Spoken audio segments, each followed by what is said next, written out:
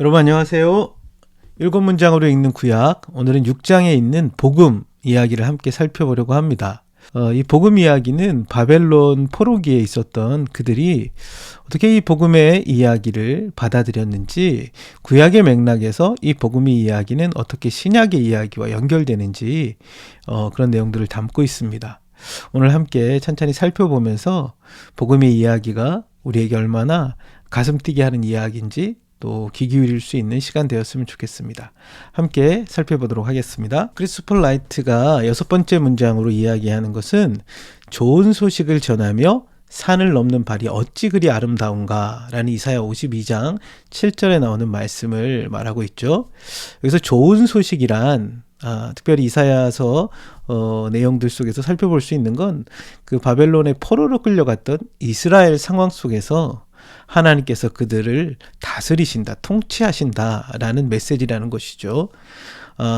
좋은 소식을 전한다라는 것은 그 헬라어로 유앙겔리조마이라는 단어인데요. 이것은 복음을 선포한다라는 단어죠. 신약 성경에서 이 유앙겔리조마이라는 단어가 많이 등장하죠. 특별히 우리가 잘 아는 이 복음이라는 말이 이 유앙겔리조마에서 나온 유앙겔리온이라는 말씀입니다.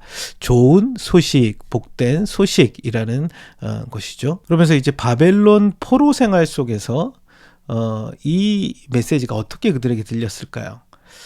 BC 587년에 이제 남유다도 멸망하죠. 그래서 예루살렘이 멸망하고 바벨론 포로 생활이 시작됩니다. 포로가 되는 여러 끔찍한 상황들이 있죠. 우리는 포로로 끌려가 본 경험들이 없기 때문에 얼마나 그것이 두렵고 공포스러운지 알지 못하지만 그들은 노예 상태가 되고 채찍질 당하고 또 심각한 육체적, 정서적 그런 힘든 상황이 있습니다. 이때 사람들은 어떻게 반응했다고 이야기하냐면 첫 번째로는 이들이 하나님께 등을 돌리는 모습으로 나타난다는 거죠. 예레미야 44장에 보면 하나님이 계시다면 우리를 어떻게 이렇게 포로로 끌려가게 할 수 있겠느냐. 하나님께서 우리를 잊어버리셨다. 그리고 하나님이 이 바벨론의 신보다 약하다라고 이야기하면서 하나님께 등을 돌리는 사람들이 나타납니다. 두 번째는 그들이 하나님의 심판을 받아들이지만 그 자각에 대해서 다른 방식으로 반응한다는 거예요. 우리가 어떻게 이런 심판을 받을 만큼 잘못하지 않았는데 하나님께서 너무 잔인하시다. 그리고 하나님 앞에 항의하는 사람들이 있다는 거죠. 세 번째로 반응했던 사람들은요, 이것은 모두 하나님이 하시는 일이며 자신들이 정말로 그 벌을 받을 만한 사실을 받아들인다는 것입니다. 그들이 하나님의 약속을 어겼고 하나님께서는 그 약속을 어긴 우리에 대하여 심판하고 계시다. 그래서 성전이 파괴되고 약속의 땅에서 추방되었다. 우리는 하나님과의 언약이 깨트려졌으며 하나님이 우리를 버리셨다라고 여겼던 사람들이 있었다는 것이죠. 그리고 나서 이런 포로 상태에 있었지만 하나님께서는 그들에게 미래에 대한 소망을 동시에 주고 있다는 것입니다. 그 하나님의 심판 이 자체는 언약을 깨트렸을 때 그들에게 당할 그 심판이 있을 것이라는 논리적일 뿐만 아니라 제한적이기도 했다는 것이죠. 이 심판은 심판 자체의 목적이기보단 심판을 넘어 용서와 회복의 가능성이 있다는 약속도 주셨다는 거예요. 그래서 레위기 26장과 신명기 28장에 보면 그 심판 이후에 회복에 대한, 그들이 회개하고 돌이킬 때 하나님께서 그들을 회복할 것에 대한 이야기도 동시에 내포하고 있죠. 특별히 그 미래의 소망을 주시는 하나님에 대해서 얘기했던 사람들이 세 사람이 등장하는데요. 예레미야, 에스겔, 그리고 이사야를 이야기합니다. 특별히 예레미야 그 30장부터 33장은 위로의 책으로 알려져 있는데 30장부터 31장까지는 심판을 얘기하면서도 심판이 백성을 완전히 멸하지는 않을 것을 약속하고 있죠. 그리고 31장 31절부터 34절을 우리가 잘 알듯이 새 언약에 대한 약속이 등장합니다. 하나님 우리의 죄에 대하여 용서하실 것이다 라는 메시지가 있죠. 그리고 32장에서는 예레미야가 밭을 사는 이야기가 등장합니다. 약속의 땅으로 그들이 돌아올 것에 대한 확신의 표지로서 예레미야는 포로로 끌려가면서 그 밭을 사는 이야기가 등장하죠. 그리고 33장에는 하나님이 공의로 다스리실 다윗의 한 아들에 대한 그래서 그 아들을 통하여 이스라엘의 회복에 대한 약속을 주고 계시다라는 것입니다. 이것이 예레미야 30장, 33장까지 나왔던 얘기라면 에스겔서에 보면요. 에스겔 34장부터 48장에 보면 다윗 왕국의 회복에 대한 이야기가 나오죠. 34장에. 그리고 이스라엘 땅이 안전한 땅이 될 것이고 죄와 수치로부터 정화될 것이다. 36장이 나오고요. 그리고 이스라엘 민족이 다시 회복될 것이고 남과 북이 다시 통합될 것을 이야기합니다. 그리고 38장부터 39장은 하나님과 하나님의 백성을 대적했던 그 적들이 멸말당할 것을 이야기하고요. 40장부터 48장까지는 성전이 회복되고 땅이 회복되고 하나님이 그 성에 거하시며 하나님 백성이 새롭게 회복될 것에 대한 그 이야기들이 등장하고 있다는 것이죠. 예레미야와 에스겔에 이어서 이사야 40장부터 55장에도 보면 미래의 소망을 주시는 하나님에 대한 메시지가 나오죠. 바벨론 포로로 있던 그들을 향한 하나님의 메시지인데요. 하나님이 그들을 구원하기 위해 행동하실 것이라는 확신을 이야기합니다. 페르시아의 새로운 왕 고레스를 통해서 바벨론이 전복될 것이고 이스라엘 자손을 그들의 땅으로 돌려보낼 것이라는 거예요. 특별히 오늘 우리가 함께 보는 이 6번째 문장인 이 좋은 소식을 전하는 자에 대한 이야기가 52장에 등장하죠.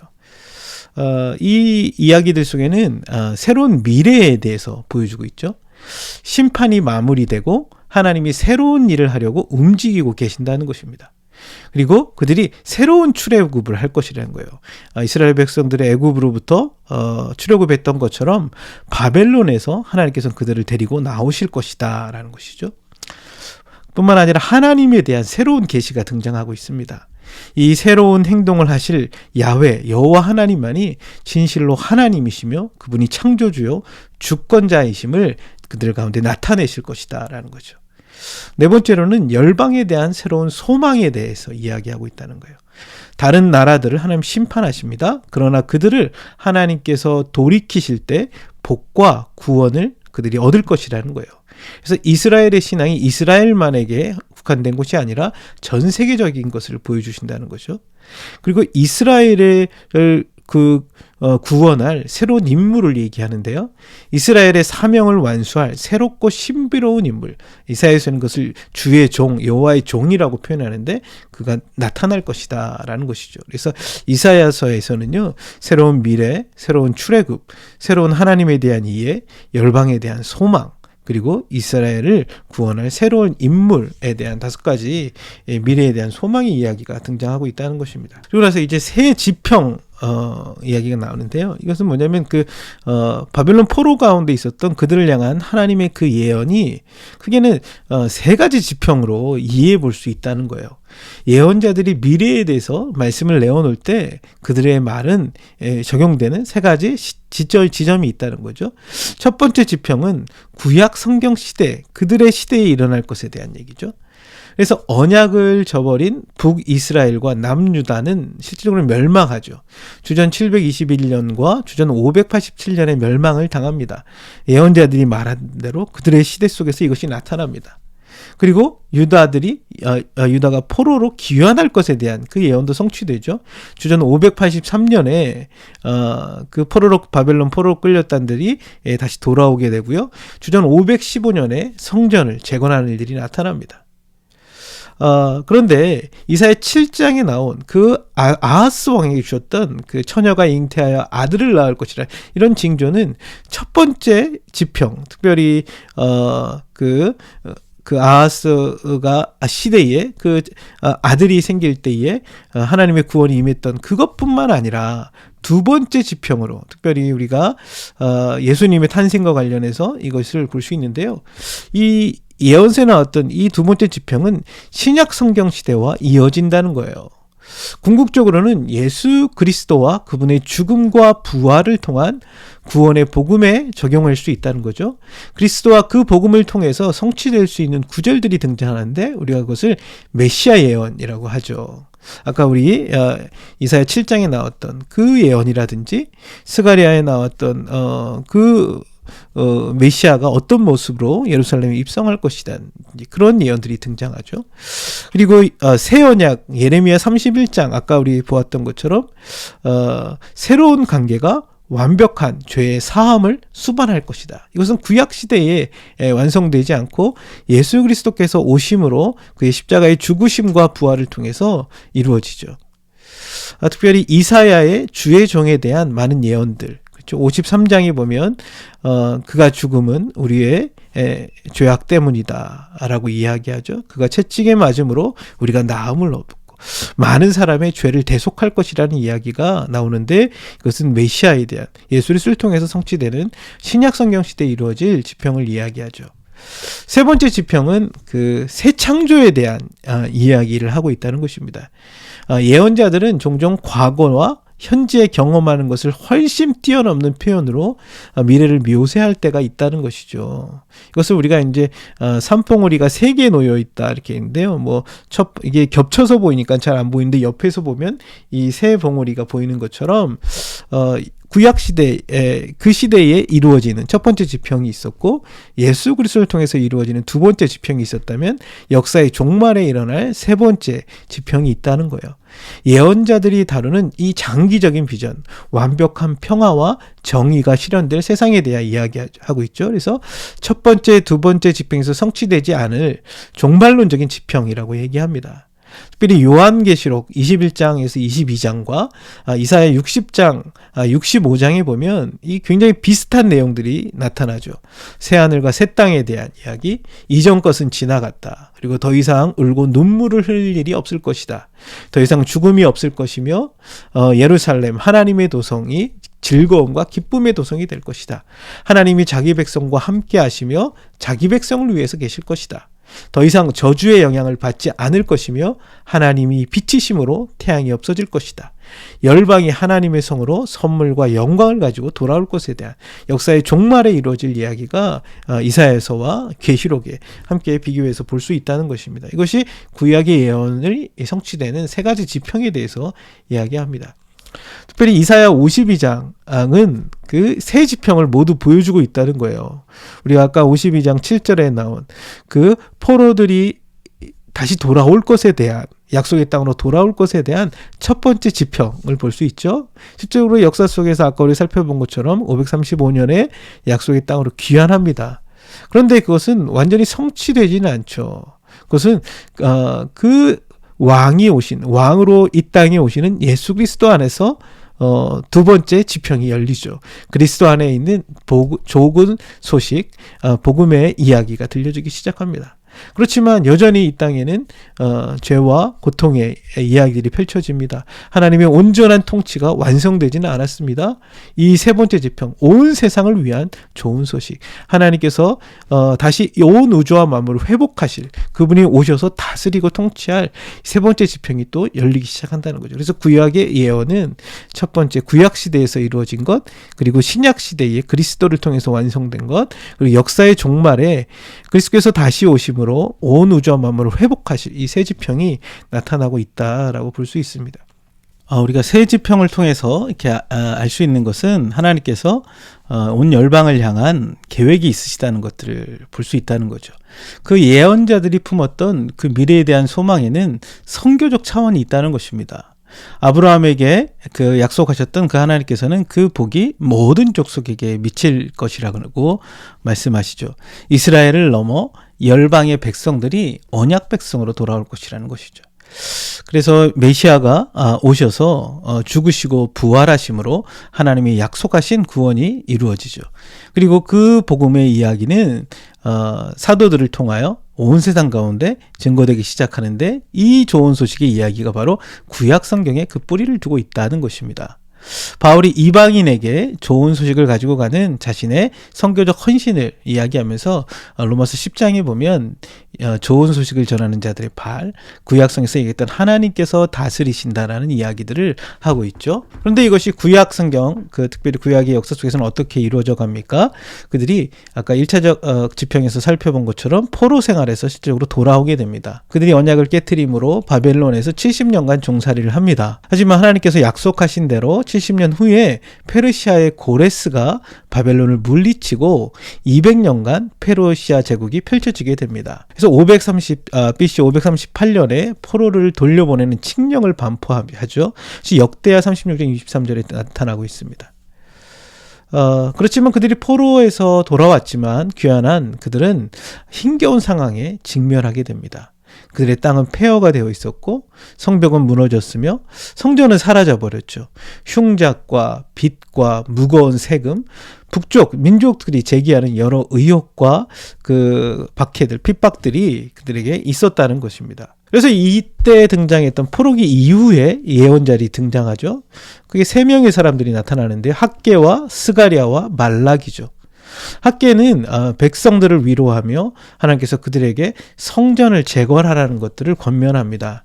그리고 이 학개와 스가랴의 메시지를 통하여 515년에 성전이 완공되게 됩니다. 스가랴 선지자는 학개와 함께 백성들을 위로하고 격려하면서 성전 재건에 대한 메시지를 전하죠. 뿐만 아니라 하나님이 예루살렘을 회복하실 것이며 백성들의 적들이 그들을 괴롭혔던 그 세력들이 멸망을 당할 것을 이야기하죠. 특별히 하나님께서 보내실 여호와의 종이 나귀를 타고 시온에 입성할 하나님의 진짜 왕을 이야기하고 있죠. 예수님께서 예루살렘 입성할 때 나귀와 나귀 새끼를 타고 입성하시게 되죠. 이거 스가랴에 나온 예언을 성취하신 것입니다. 또한 말라기서에 보면요, 학개와 스가랴 이후에 주전 5세기 중반에 활동했던 그 선지자죠. 말라기에 보면 하나님이 우리를 돌보고 계시지 않은데 우리가 하나님께 왜 최선의 제물로 예배해야 되느냐, 바쳐야 하느냐 하나님께 따지는 이야기들이 나옵니다. 그때 말라기는 너희가 그것은 하나님의 것을 도둑질하는 행위라고 책망하면서 하나님이 오시기 전에 그들의 삶을 바꾸라고 경고합니다. 그런데 말라기 4장에 보면 하나님께서 오시기 전에 엘리야를 보내실 것을 이야기하죠. 그리고 이 엘리야는 신약성경에 보면 세례 요한이라고 이야기합니다. 그렇다면 크리스토퍼 라이트는 세례 요한이 엘리야로 왔다면 하나님은 오시겠다고 하신 그분은 누구인가라고 질문하는데요. 예수 그리스도를 이야기하고 있다는 것이죠. 그래서 이사야 52장 7절에 하나님이 오실 것에 대한 이야기를 말라기를 통하여서 이제 더 확증하고 있다라고 볼 수 있다는 거죠. 특별히 이 포로기 이후에 또 활동했던 사람으로 에스라와 느헤미야가 나타나는데요. 그들은 성전은 재건되었죠. 아까 학개와 스가랴를 통해서. 그렇지만 이스라엘은 여전히 폐허 상태에 있었고 그들의 도성도 예루살렘 성벽도 없는 상태였습니다. 이때 하나님께서는 그 물리적인 그들의 성벽뿐만 아니라 그들의 언약의 신앙과 하나님의 충성을 다시 재건할 필요들이 있는 상황 속에서 에스라와 느헤미야라는 사람들을 일으키시죠. 5세기 중반에 주전 450년경에 활동했던 사람들인데요. 이 사람들은 다 그 페르시아에서 등용되었던 사람들이죠. 그런데 이들이 다시 2차, 3차 귀환을 통해서 느헤미야는 성벽을 재건하게 됩니다. 이웃 민족의 끈질긴 방해를 받으면서도 52일 만에 단기간에 예루살렘 성벽을 재건합니다. 특별히 에스라는 다시 돌아와서 그들에게 율법을 연구하고 실천하며 가르칩니다. 성벽은 재건되었지만 그들의 삶의 방식, 여전히 바벨론에 있었던 그것에 젖어 있었던 혹은 하나님의 언약을 따라 하나님의 말씀을 따라 살지 못했던 그들을 향하여 말씀으로 회복하고 돌이킬 것을 이야기하죠. 그들은 성전과 성벽을 재건할 뿐만 아니라 실제 하나님의 공동체, 언약 공동체로서 말씀을 지키는 회복된 공동체를 이루어갔던 사람들이 바로 에스라와 느헤미야의 모습입니다. 그런데 궁극적으로 그들은 하나님을 기다리는 모습이 등장한다는 거죠. 페르시아와 이후에 그리스 제국이 또 세계를 제패합니다. 이후에 로마 제국이 등장하죠. 여전히 바벨론 포로로에서 그들은 귀환하였지만 이 포로 생활은 계속되는 것 같은 모습을 보여줍니다. 이 기간을 신구약 중간기라고 하는데요. 이때 두 가지 특징이 이렇게 등장합니다. 첫 번째는 에스라로부터 시작된 율법책을 훨씬 중요하게 여기죠. 그래서 성경을 토대로 세워진 공동체가 형성되고 그 말씀에 헌신했던 사람들을 우리가 바리새인들이라고 얘기하죠. 율법을 지키지 않으므로 하나님의 심판을 받았기 때문에 우리가 율법을 철저하게 준수해야 된다. 바리새라는 게 이렇게 구별된 자, 그래서 철저하게 율법에 헌신했던 사람들을 이야기합니다. 예수님 시대에는 이들이 율법주의에 빠짐으로 예수님부터 책망을 받았죠. 두 번째 사람들은요, 하나님이 개입해 주시기를 바라는 열망이 더 강화되었죠. 이방 나라들의 억압이 커질수록 그들은 자신의 땅에 돌아왔지만 여전히 포로 생활이 끝나지 않았다는 것들을 알게 됩니다. 하나님께서 다시 오셔서 그분의 나라를 세우셔야 한다고 생각하게 되죠. 그 이스라엘의 왕이신 그분이 다시 이 땅 가운데 도래해야 하실 것에 대한 소망을 품게 됩니다. 구체적으로 예수님께서 오셔서 이제 선포하신 내용이 무엇입니까? 마가복음 1장 15절에 있는 것처럼 때가 찼고 하나님 나라가 가까이 왔으니 회개하고 복음을 믿으라라고 얘기하죠. 그래서 말하는 복음, 하나님께서 다시 그들에게 돌아오심으로 그 땅을 통치하시고 다스릴 것이라는 복음을 선포합니다.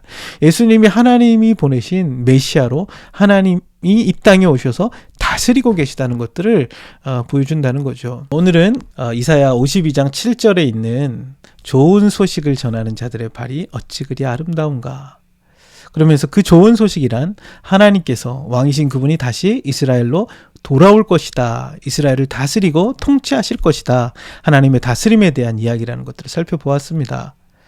그것이 우리는 그게 세 가지 지평으로 이루어져 가는 것들을 봅니다. 바벨론 포로로 끌려갔던 자들이 약속의 땅으로 다시 돌아오는, 그리고 예수 그리스도께서 오심으로 그리스도께서 하나님의 좋은 소식으로 이 땅을 다스리는 참된 왕이라는 것을 보여주는 신약 성경의 이 관점을 보았습니다. 뿐만 아니라 온 피조세계와 온 우주와 만물이 그리스도께서 다시 오심으로 온 땅이 회복될 것이라는 세 번째 지평에 대한, 종말론적 지평에 대한 이야기도 살펴보았죠. 하나님의 이 복음은, 아브라함으로부터 주시던 이 복음의 소식은 이스라엘을 통하여 온 열방까지 흘러갑니다. 그리고 그것은 하나님의 통치와 다스림이 궁극적으로 완성될 역사의 종말까지 내포하고 바라보고 있다고 이야기했죠. 오늘 이 복음의 이야기가 우리에게는 어떻게 다가오는지, 구약에서부터 시작된 이 복음의 이야기는 오늘날 우리의 삶과 역사의 종말까지 내포하고 보여주고 있다는 것들을 함께 살펴보았습니다. 이제 마지막 장, 우리가 시편의 이야기를 선한 목자 되신 그 이야기를 통해서 마지막까지 함께 살펴보았으면 좋겠습니다. 오늘도 수고하셨습니다. 감사합니다.